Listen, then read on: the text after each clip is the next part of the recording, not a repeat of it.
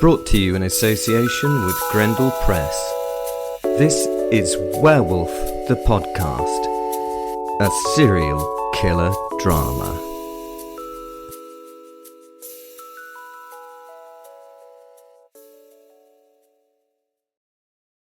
Howdy doody, this is the podcast that is the Oddcast. Yes, this week we're celebrating because Gregory Alexander Sharp's book, Il Lupo, his first book, is free from the 13th of May until Saturday.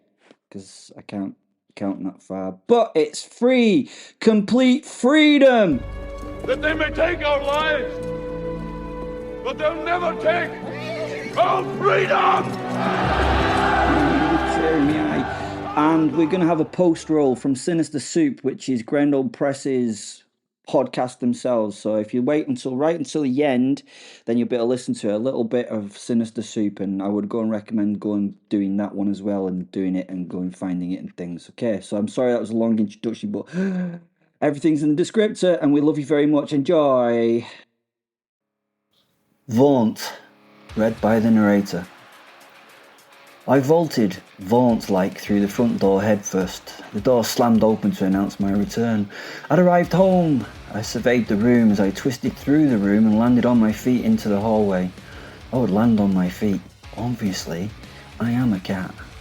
Flittering things surrounded me in the air. There were lots of them. They were fairies, lots of flittering fairies.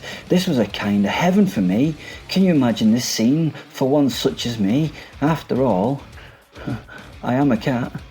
I instantly smashed two of the little flying green women out of the air with now what were actually paws, not hands. I landed on them as they fell, crushing them into the marble with wet, crunchy noises. Oh, this was great! As my hero, Tony the Tiger, used to say. Whatever happened to Tony the Tiger? You know, I don't see Frosties anymore. I've not had Frosties for a while. No, stay on focus, Vaughn. You have some fairies to batter. I checked the fairies beneath my feet for signs of life. One was a puddle and a bit yucky. The other one was stuck to the floor, scrambling about. Her ribcage was crushed and the sticky bits rolling her down with her own, I'll say it again, sticky internal bits. She was trying to drag herself away from me, but what she did really was slowly pull herself apart in a spurt of a sort of bloody liquid. And then she died. It's a boring dead thing now. But the others still fluttered and struggled to get away from me. Not boring. This was a little creature Armageddon about to take place with me as the playful but vindictive god of doing it. So I launched myself into is it a flock? A flock of fairies? Wait a minute, I could just Google that. Nope. The professor said I need to maintain the task. I launched my way into the flock. I batted at several of the flying little women as I passed through perhaps shoal would be more appropriate for fairies. I don't know. Flock of fairies, shoal of fairies. 3 of the batted things went flying out of the floating crowd like pretty fast flying green shuttlecocks. They impacted at the end of their comet-like trails in a variety of ways and to a variety of outcomes for the fairy. One was fired into the red velvet chaise longue in the corner of the hall, from which she bounced like a green squash ball, recovering the control of her flight and returning to the throng. Yeah, throng. That sounds much better than a flock or a shoal of fairies. A throng of fairies. I wonder what the professor thinks you'd call them. He's an expert in this. In this area. He should know what a group of fairies. Come on. I need to get. The other 2 fairies came to good grief as they impacted like meteors. The first became somewhat of a permanent smear on the door to the study. It took me some cleaning to get it off. I tell you, Silly Bang does not remove all stains. It doesn't remove fairy smears. The other little lady, Auntie, miraculously ended up in the professor's umbrella stand. For every miracle, I'm afraid, there has to be an anti-miracle, and this was one of those for that fairy. You would think an umbrella stand would be an okay place for a small thing to land. You would think that it would be unlikely to get damaged by umbrellas. Well, in that case, you would have been right. Sadly, this was no normal umbrella stand. This was one owned by my slightly psychotic Simon.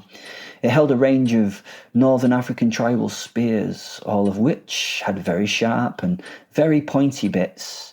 I've been taken through the range of spears at least once or twice, so it felt like a million times by the prof, and I pretended to be interested.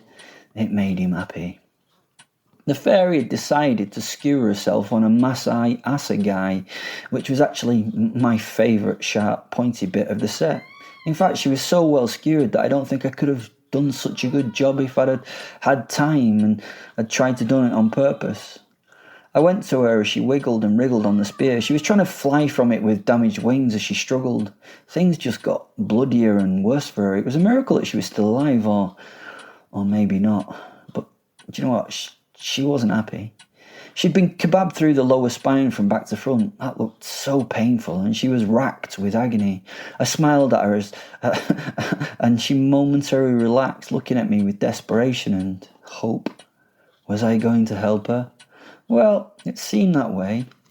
I nodded to her in a comforting manner and reached towards the pinned creature, and I just gently flicked her feet. She screamed again in thrilling pain and started to spin around the protruding spike in an anti-clockwise direction. I got 3 good rotations before she went all limp and spoiled it. Once floppy, she stopped and the pretty spin ended, and she was boring. But that was okay. There were so many more flying small things to play with. I batted another fairy out of the air into the ground. She recovered quickly, picking herself up and preparing to take off again. I caught her in my grip and lifted her to my face to look at her properly. They were very pretty. They were very pretty. I smiled at it as it struggled, my paw gripping it solid so its arms were pinned to its sides. It could only struggle, and I held it tight until it relaxed. It had gone floppy in my grasp, its eyes closed and ready for me to... Well, I don't know what it was ready for me to do, but it had just sort of given up on all hope. Once it accepted its fate, I kind of paused until it was an uncomfortable pause, and then I blew on it gently. It moved and slowly opened its eyes to look at me. The worst hadn't happened. I opened my hand to have it lie across my open palm, and it looked at me confused and slowly got to its feet, constantly looking at me. She must have thought that I was going to grab her at any moment, but I didn't. The funny little thing seemed to relax, and then she curtsied and gave her thanks to me as she took off from my hand. This was fun. I let her get a foot or two into the air and then recaptured her in my talon claw and bit her in two. Oh, it was delicious. The crunch, frosties. My teeth sliced through her body like material shears. I had split her vertically in half, or as close as I could to 2 hours. I felt her rip as I tugged her away from my mouth with a forceful pull. I heard the shrill scream of her death. What fun. What? Don't be disgusted, that's what we do. I know you'll be getting bored of this line, but I'm a cat. It's what we do. This was a cat's job, and a cat was going to do it. I paused to enjoy my crunchy meal as I now considered the dead catch in my hand. I shook it a little to see if it still had any life. Sadly, it didn't. But I have to tell you, it tasted bloody good. What? It tasted like chicken. I know, that old descriptor. I know that you taste some kind of new meat and you tend to say it tastes like chicken, but this fairy flesh did. I don't know what I expected it to taste like, but chicken wasn't it. I think this would have actually been a taste sensation, lightly grilled with a bit of lemon, maybe a touch of garlic. Bringing the rest of the dead fairy up to my face for another bite, I turned, and there she fucking was. Foxglove. What the fuck now? I yelled as squealing flying fairies shot behind me and cowered.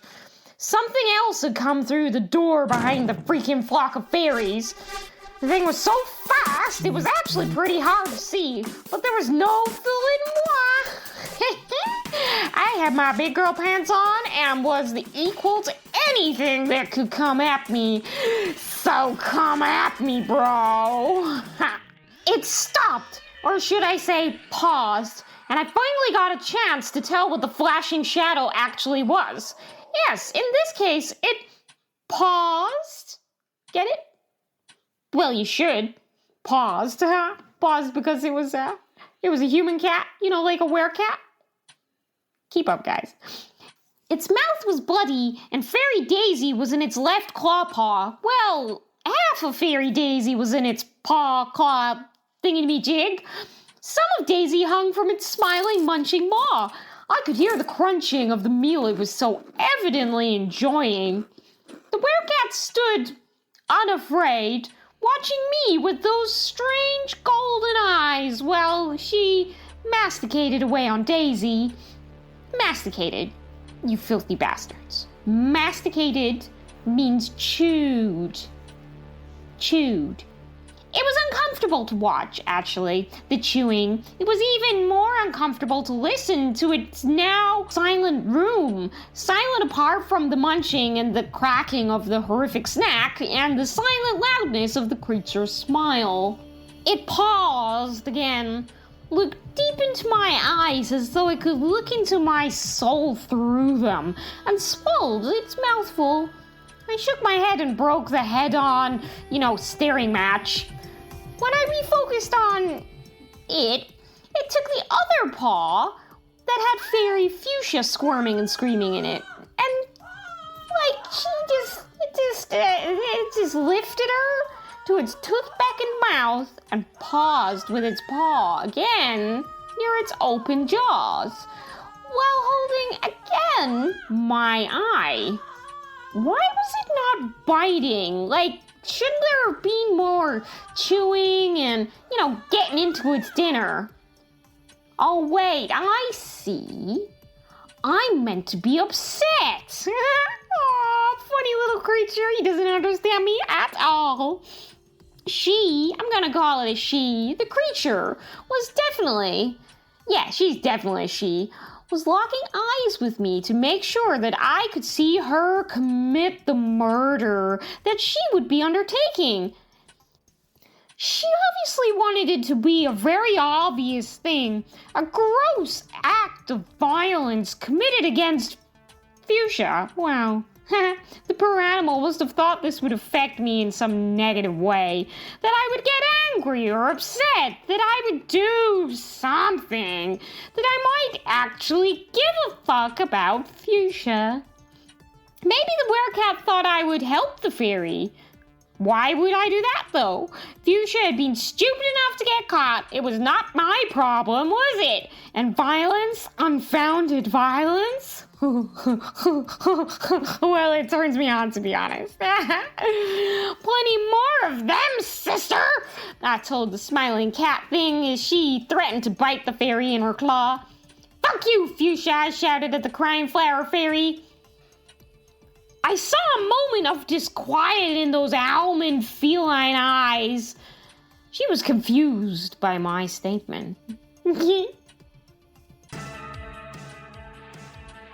Vaughn, the smile was terrifying. Foxglove was very fucked up in the head. She was a wrong'un, as Simon would say. I held the fairy daintily at my mouth as it struggled and pleaded for its life. Strangely, the fairy was not asking me for mercy.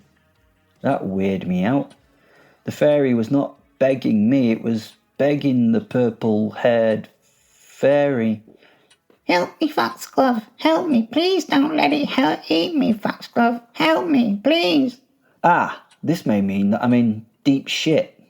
The fairy, even after seeing me disembowel and kill and half-eat other members of the fairy school... No, school can't be right for a group of fairies. They don't look like... Is it whales that are schools? I don't know. Cloud of fairies, maybe? Anyway, well, after me doing some rather nasty stuff to her sisters, that the captured fairy was still more terrified of Foxglove than me. Maybe I was in deep doo-doo. Go on, kitty! Eat the little bitty shitty witty fairy ooey booey! I hope she gives you a bag tummy tum-tum and the shits. Foxglove said laughingly. Psycho. We cats admire that, though. The boss fairy turned and stared at the other fairies who joined in with the laughter, the forced laughter that they gave her. Maybe they were terrified of her too. They were more terrified of her than me. I watched them for a moment. This was surprising, and maybe I should get out of here. It really was disquieting. The fairy I held now turned towards me and prayed. I didn't expect a praying fairy, and to be honest, if it wasn't going to upset that Foxglove fucker, then killing it would be pointless. Fuck it. I let go of the complaining fairy who fluttered out of the room. Thank you, thank you, thank you. It repeated as it flew away. Boring! Shouted Foxglove. You're so fucking boring! Now fuck off to your litter tray, kitty! I'm busy! Then she turned her back on me. I'd been dismissed. I was stunned. Get looking for it! I will sort out pussykins! Fairies all flew off in different directions. I must admit I stood there a little nonplussed. What was happening? Should she rightly not be terrified of me right now? This little monster was completely unhinged. She was a fluttery little thing. Was I not a fluttery little thing's worst nightmare? Foxglove! I smiled at the Werecat. It was confused and thus off balance. I could tell. But I must admit, I was bluffing at this point. I had no power here. Well, I guess that's a lie, actually. I had the power to confuse, lie, be deceptive to the cat. This seemed to be enough for now. The Werecat became... well, she changed in front of me into a delightful-looking rock chick. God damn it! In another world circumstance, me and her would go out for cocktails and be partying, but in this case, I'm gonna have to fucking kill her. I will. What's your name? I asked her. I had to keep her distracted while the house was searched. The girl just stared at me and moved slowly with all the grace of a professional dancer. Wait, no, a professional killer? No. She was like a deadly assassin. Ugh. Why was she not answering, though? This was so fucking rude. Stupid, annoying bitch. You're being ill-mannered to a guest, I told her. The prof would not like a guest at his house to be treated like this, would he? She just continued to smile and stare. That stare was actually pretty hypnotic, but I maintained my levels of anger, which were ready and brimming. I would not get distracted from my job today. I would do the distracting. You not able to talk or something, dummy? I asked her. She nodded, smiled, and then pointed to me in response to this question that I was trying to use as an insult. Oh, I said, a little disarmed by this, truthfully. I'm sorry to hear that. Or not hear that, I suppose. I don't know why I apologized to her, but I did. Weird, huh? A door opened behind me, and in walked Dave, the house pet horror thing, and 5 of the flying fairies. Fairy Holly held a small wooden cup. Had they found it? That could not be it. They are so fucking stupid! Dave sort of barked and went running over to greet the strange visitor. She must be a regular guest or a member of the household. The professor has taste. She was pretty scrummy, actually. The Werecat crouched and enveloped the horrid creature in her arms as he jumped up and danced around her. He was so excited to see her, and she him. Great, the cat was distracted. I'm going to take my opportunity to fly over to the cupbearers and see what they're so happy with themselves about. It looked sort of shitty to be the Grail, but then I remembered Raiders of the Lost Ark and the idea that Christ had been a simple carpenter. I guess that if that's true, this could be the Grail, I suppose. But that'd be too easy to find if it were, right? How do you know it's the Grail? I asked Holly. The fairy looked at me nervously and then looked back at the others in, that way that she wanted reassurance. But in response was just a lot of shrugging and really careful smiles. It had a simple card leaning on the display case saying Holy Grail, she said. Give it here, I demanded, and the thing was flown over to me, and I grasped it. It felt right. Behind me, the kerfuffle had stopped. The reintroductions between Dave and the cat were done.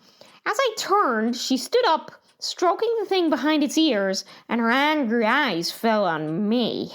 The distraction was over. What to do now? I hefted the cup. It was really not too heavy. I started to laugh. The woman cocked her head in a way that a listening cat does. You know, that thing where they flop an ear over and perk their head? Almost like a dog, but elegant. A look of bafflement spread across that oh-so-pretty face. This was gonna be fun. Catch me if you can, bitch! I yelled and shot past her and threw the cat flap at the bottom of the ancient fucking door. If I could just get to the estate boundary before her, then I could magic the fuck out of her. She just better not catch me on my way there, I suppose. The Professor. Having arrived at the house, I needed to know what had gone on. Faunt, there seem to be bits of fairy hither and thither strewn about the place. But what happened to the others? She looked at me closely as though I was asking her a difficult question. I waited patiently for an answer, and then she just shrugged and made to leave the room. Bugger. I touched her gently on her retreating shoulder in order to gain her attention once more. Faunt, was Fairy Foxglove here? I asked. The Werecat looked at me as though I was stupid, then nodded, and turned to leave again. Faunt! I yelled. Bloody Werecats. So difficult to keep them focused. She turned and rolled her eyes. This was not sign language for, "What do you mean now?" but vaunt language for, well, the same question. I paused, trying to think of how to phrase the question I needed to be answered.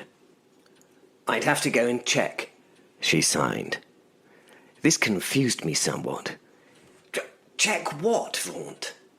I asked. "The fridge," she signed back before trying to turn again. "Faunt!" She disappeared halfway through the word.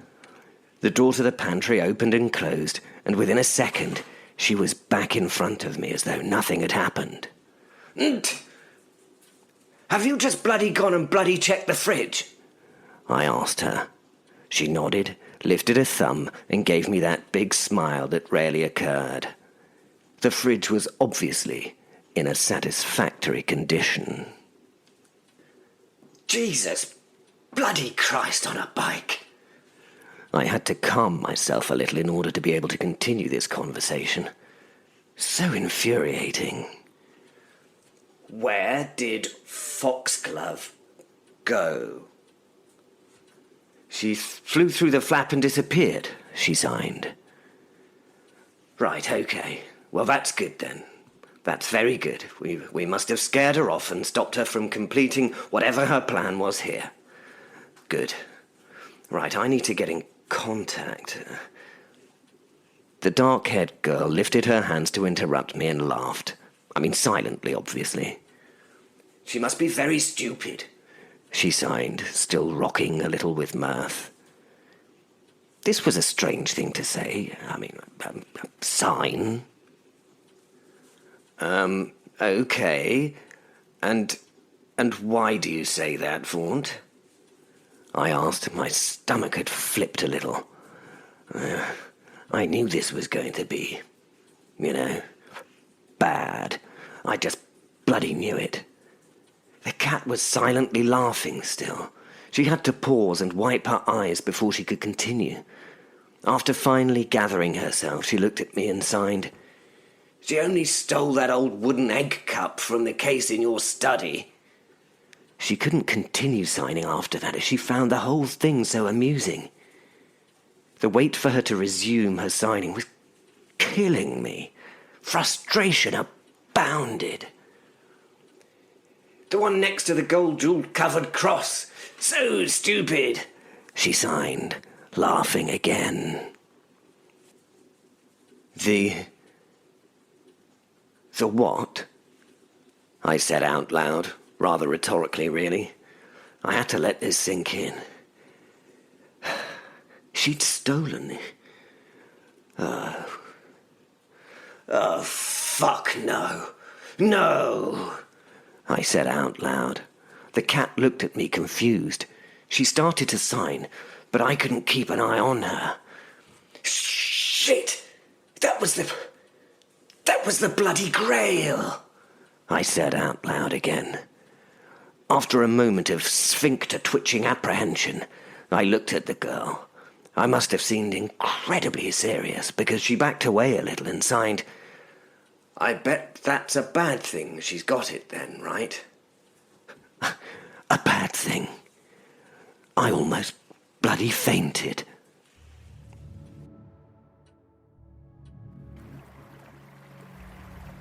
Lucy. The small fairy arrived. I know. How did I know where she was going to arrive at? I don't know, to be honest. I don't think I know these things at all. It just felt like the right place for me to be at this time. At the boundary to Simon's estate was a small brook. As the fairy alighted on a pebble burn in the centre of the thin stream, the scene became quiet. It was as if the world was waiting for something important to happen. This was important. Foxglove was slightly hysterical as she talked to herself and laughed about her great success. Foxglove, I'd made it. I'd flown like the devil was on my tail, trying to get to me, but I got to the boundary first. Here, I could do my magic I needed to become a god. The great news was there was no huge rite or sacrifice of 1,000 virgins, any of that crap. All I believed in Fae needed to become a god was to drink from another god's vessel. This was a god's vessel. I could drink water from it, and I would become a god. I placed the cup on the ground for a moment and did a little dance. I could not help myself, I know. I might have a werecat chasing me, but a girl has to celebrate her wins and sins in a way that she wants. Okay. Calm, breathe. Ooh, I had to calm myself down and do the do I needed to do. I reached for the cup. My hands were shaking. I was nervous to touch it. I thought it might go bang. This seemed too easy. Don't be a foolish fairy, said a deep voice behind me. I froze.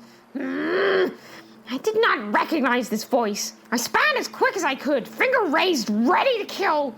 Oh. Well, the werewolf stood in front of me looking all handsome and devilish. Oh, well, that's a different look than I thought I was going to have, said the beautiful man as he checked himself over before carrying on with his train of thought. You might not recognize me, he said. Well, actually, I suppose that's not true, sort of factually, but you do recognize me, but this is not the real me.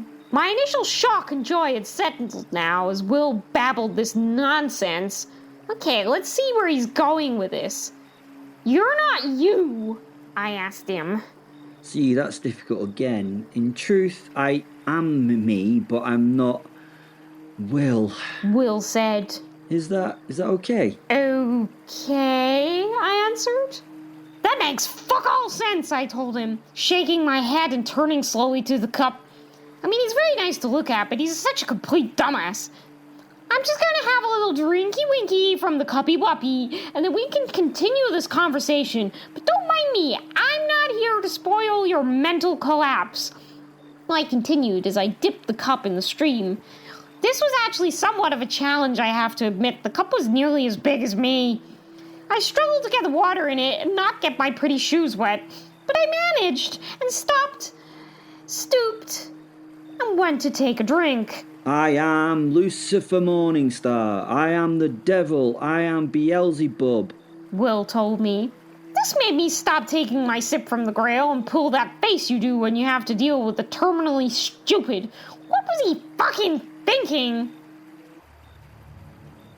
Lucy. The fairy went to take a drink. I am Lucifer Morningstar. I am the devil. I am Beelzebub. The fairy paused at this statement and smiled, turning towards me. Right. Okay, then. Of course you are. She said. You need help, Will. You really do. Oh, for badness sake. I said out loud and flashed into my true form before her. The fairy froze. There, you see? I told her before turning back to my will shape. The fairy was still frozen, but gave a slight nod of her head. Don't drink from the cup, I told her. The frozen fairy went from slowly nodding to slowly shaking her head, which I assumed meant that she had the idea that drinking from the cup would be bad. Suddenly, the little green face smiled. It was a bestial little smile. Then she dunked her entire head in the cup and started to gulp down its contents. No, don't drink it, I half-heartedly said. The fairy came up for air and laughed hysterically until she realised after a little while that nothing had happened. No, whatever you do, don't drink it. I repeated. Foxglove was now flying up in the air, her wings vibrating the air and the rage in her building. Then kaboom! A lightning strike hit her and she was blown out of the sky. She landed limply on a pebbly little beach next to the brook. Why does no one ever listen to me? I asked no one in particular. It was me again. The me I see, that is. She must be dead. I went over to the fallen fairy. Then another lightning strike tore into her, and she awoke and began to absorb the energy from the strike. She became a fairy-shaped lightning being as she took in more and more energy. Yes! Yes! I can feel it! I'm becoming a god! She yelled madly. Oh, hooray, you're becoming a god. I said somewhat sarcastically as I found myself in will form again. Problem is, you didn't read the fine print, did you? Lightning now burst from the fairy's form and earthed itself beneath her. The brook started to steam. I am a god! She announced. Well, you are right now. I told the newborn godhead. She pointed a finger at me and shot a blast of electricity from its tip.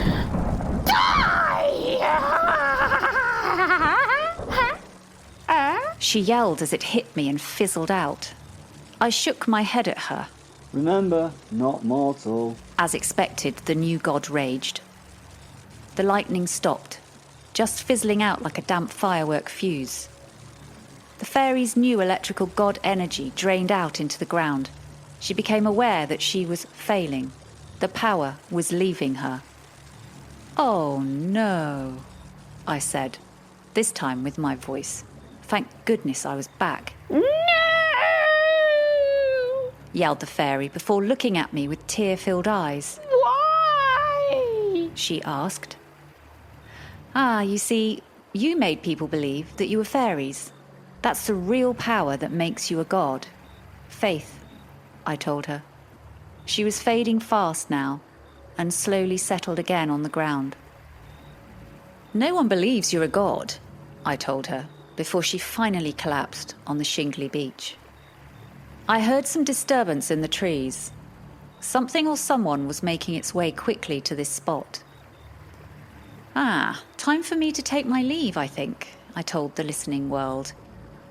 I went to clip my fingers, but just before I did, I smiled and stopped. That could be fun, I said, looking to the sky and winking at Big Daddy-O up there. I snatched the Grail and click, I went to hell. The Professor. I arrived at the site where I'd heard all hell break out. I snuck up to where I thought I'd seen the last flash of the last lightning strike. Lightning strikes from a clear sky. That wasn't good. Had the fairy used the Grail? I had no idea what it would do if she used it, but she obviously did. Why had I been so damned stupid? I'd protected my home magnificently from anything breaking in, but I'd never considered that if something got in there with my invite, as it were, then it could do whatever it wished. I mean, it couldn't do complex magic or anything like that, but it wouldn't need magic to steal my shit. And when I say shit, I do of course mean precious artefacts. Excuse my use of the vernacular. I know, I hadn't invited the fairy into the manor, but I'd basically done the equivalent in Fairyland of leaving the back door unlocked. No, worse than that. Leaving the back door wide open with a sign above said door saying, "Steal all my precious artefacts." By which, of course, I do mean shit. Because of all the protections I had in place, I'd never been concerned about leaving all these hugely magical pieces like the Holy Grail out and on display. God, I do apologize for my failure. Once again. I'd shown a level of arrogance that had caused... Well, I don't know yet what it had caused, but the fairy had certainly got one over on me. The air was disturbed next to me. Vaunt was with me. "The fairy is dead there," she signed. "Ah, thank you," I said, and wandered to the sad little setting by the beach. The fairy was indeed lying very dead on the pebbles. It was a scene that, in a Disney movie, would have had a very different context. I reached into a pocket and brought out the Djinn's ruby. It's complicated, but think of this jewel as a magic walkie-talkie or like a mobile phone. No, not a phone. It's definitely more like a walkie-talkie because it has no apps or anything on it. It's very pretty, though. Sorry, I digress. Anyway, I polished it on my shirt in order to give it some charge and spoke into it. Vaunt looked at me as though I was mad. "She's here, Bozzy," I said. "But she's dead, it seems." There was a flash, and the Djinn was now in front of me. He still burnt in raging fire colours. "Oh no, that bloody don't," he said, bending over the tiny dead body. "That's not getting away with it, that bloody easy, love." He waved his armless robes over the little fairy, covering her briefly, and then, when she was uncovered, we saw her take a breath. The colour came back to her flesh. As she opened her eyes, sat up and stretched as if she'd just had a good night's sleep, the Djinn pulled out a small crystal glass cubic tank. He pointed at the fairy, and then into the box, and she was suddenly transported inside it. The glass tank had no doors, no air holes or anything, and it must have some sort of magical dampening field because the fairy was firing blasts of energy at the walls, with no results. Gosh, she was angry, slamming and beating her fists on the glass of her cell walls. Luckily, another magical gift that the box had was that it was soundproof to her remonstrations. Couldn't hear a bloody thing. We watched her for a little while, and we were all impressed with the rage she held. After 10 full minutes, she sat herself down in one corner of the tank and folded her arms, giving each of us the evils that could have probably killed normally. Bosworth, old chap, what do you propose to do with her?" I asked. I mean, she's committed crimes in the United Kingdom. She really ought to be dealt with by His Majesty's Constabulary. Then it occurred to me that perhaps she already was being dealt with by the law, just in fairy form. I mean, ultimately, I had no clue. You see, she's going to be a sort of trophy of sorts, Simon. The djinn told me as his robes settled into the content neon pink that they normally wear. Little lady will be sat proudly on bar at Phaeton Arms as a reminder to don't fuck about in Phaeton, he told me. I smiled at this. It seemed as good a result as any for Foxglove. I mean, personally, I'd have preferred her dead, to be honest. At least that way it would be unlikely that she'd ever bother us again. I mean, even dead obviously may not last forever. After all, I'd just seen the dead brought back to life. I reached for my flask and took a drink of the wonderful whiskey blend that was in there.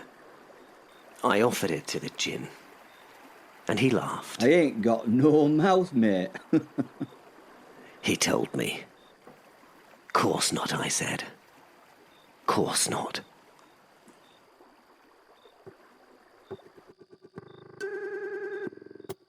Hey there, listeners and readers of everything dark and delicious. I'm Clay Vermolum, host of the Sinister Soup podcast over at Grendel Press.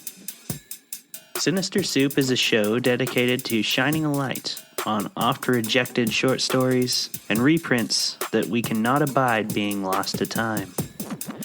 Each month we read the best horror fiction we've gathered throughout the year in order to give credit and credence to those stories you might have never read otherwise. As an editor, I tend to seek out contemporary dark fiction with an emotional focus, psychological angle, and slow burn type of pace. If that's your speed and flavor, I think you'll really enjoy these selections. We also include an interview with each story's author at the end of every episode. So please come over and give us a listen anywhere you get your podcasts. If you really want to support your favorite indie press, go and listen at our website. Link in the show notes. Here's a clip from Sinister Soup. We'll see you on the other side.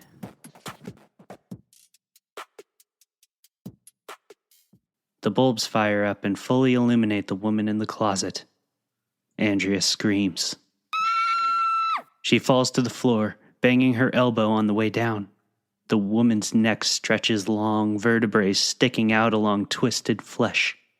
Her head is cocked at a wrong angle, chin pointed towards Andrea like an accusatory finger. Her eyes squeeze shut and her mouth turns down in a grimace as if she ate something bitter, a wilted plant, a crushed aspirin. Bloodshot eyes spring open, full of pleading, full of a desperate desire to live. She's young. Skin pock-marked with the acne scars from teenage years of popping and picking. Unshed baby fat turns her cheeks round. Her mouth creaks open in supplication, but all that pours out is the harsh ringing of a phone. Andrea screams again. Neighbors be damned. She closes her eyes, holds her hands out in a feeble attempt to ward off the woman in her closet. Any moment now, she'll lurch forward. She'll come for Andrea. What will her outstretched palms touch first? The soaking wet fabric of her jeans? The torn blouse? Her cold, pale flesh? The phone rings again. Andrea opens her eyes, and the woman is gone. Clippy makes no acknowledgement of the disruption. The neighbors don't even bang. In a daze, Andrea climbs to her feet, nursing her sore elbow. The phone rings once more, and she hurries to answer it. Hello? Her voice is a whisper. She still tastes the mint of her toothpaste coating her teeth like a moss carpet over river rocks. Andrea clears her throat. Hello? A man on the other end is crying. A high-pitched whine slips out over the line. Andrea looks at the phone. It's Julianne, her ex.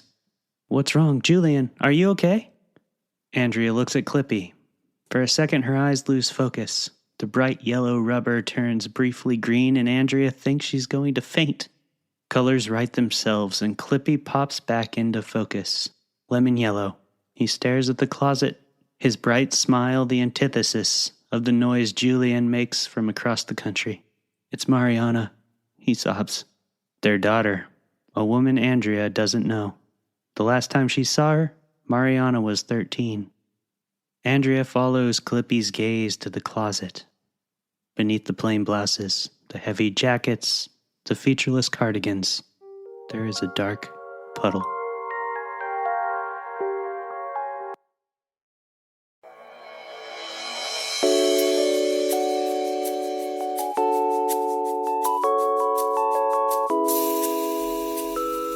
Brought to you in association with Grendel Press. This is Werewolf the Podcast, a serial killer drama.